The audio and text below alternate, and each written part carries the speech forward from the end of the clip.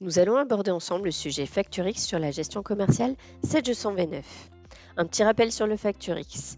La facture électronique est basée sur une réforme fiscale qui a pour objectif de renforcer la prévention et la lutte contre la fraude à la TVA. La gestion des factures suivra donc un nouveau parcours obligatoire. Le format retenu est le format FactureX qui est un combiné de deux facettes. Un PDF lisible par l'homme et une deuxième facette qui est un XML lisible par les machines. Aujourd'hui, l'objectif de la gestion commerciale est d'émettre les factures au format FactureX et de proposer des contrôles de conformité des factures émises. Ce format FactureX s'applique sur les factures validées. Les autres documents restent au format standard. Allons voir, au niveau de la gestion commerciale, les paramétrages. Au niveau du menu Fichier, Paramètres Société, Échange de données, une nouvelle entrée, Facture électronique. On trouve ici des données d'identification pour une conformité du XML et une option que l'on peut décocher si l'on ne souhaite pas faire apparaître le logo et la mention FactureX sur les factures. Si on laisse cocher cette option, on aura le choix de l'emplacement du logo. 4 possibilités s'offrent à vous. On valide ce paramétrage et nous allons donc maintenant imprimer en PDF une facture de vente. Je choisis ma facture, je fais l'impression. Un nouveau message se présente à vous. On vous indique que, en cas d'impression dans un fichier PDF, le fichier respectera le format FactureX et un logo apparaîtra sur la facture. Nous vous rappelons l'affichage du logo et son emplacement au niveau des paramètres société. Nous allons imprimer. Je choisis mon modèle de facture et je coche impression dans un fichier PDF. J'enregistre ma facture et je vais pouvoir ensuite la retrouver. Au niveau de ma facture, je vois bien ici un logo, donc fx.e, fx pour FactureX et le e pour Extended. Au niveau des pièces jointes, je retrouve mon fichier XML qui sera lisible par les machines. Si toutefois j'avais eu des conditions générales de vente dans les documents liés, celles-ci se seraient retrouvées au niveau de mes pièces jointes. Retournons en gestion commerciale et passons à l'envoi d'email. Vous cliquez maintenant sur Envoyer.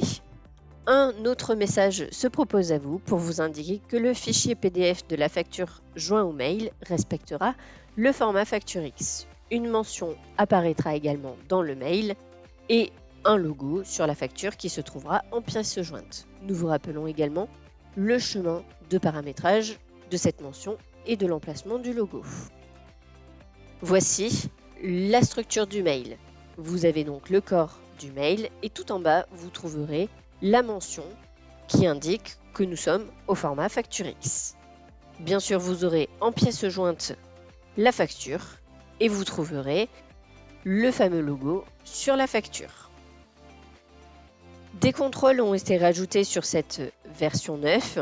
Ces contrôles sont référencés au niveau de notre base de connaissances. Pour cela, vous pouvez taper les mots-clés FactureX Contrôle et vous tomberez sur une fiche vous référençant tous les contrôles.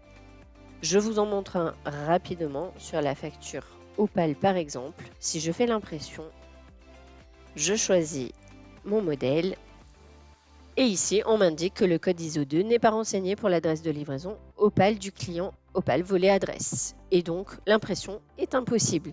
Il faut donc que j'aille corriger ce code ISO 2 sur mon tiers pour que l'impression soit possible.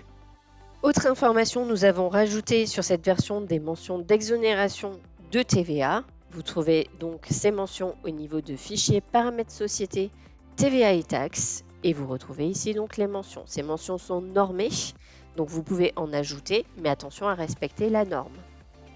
Une fois ces mentions créées, il faudra les rattacher à vos taux de taxes. Donc pour cela, structure, comptabilité, taux de taxe. Et dans votre taux de taxe, vous retrouvez mention d'exonération. Vous pourrez y rattacher la bonne mention et valider. Cette mention apparaîtra sur le PDF de la facture ainsi que sur le XML. Petite information complémentaire, il est possible d'imprimer la mention d'exonération sur la facture si vous le souhaitez. Un objet a été ajouté au niveau de la mise en page pour vous permettre de reprendre le libellé de la mention. Voilà, les nouveautés FactureX n'ont plus de secret pour vous.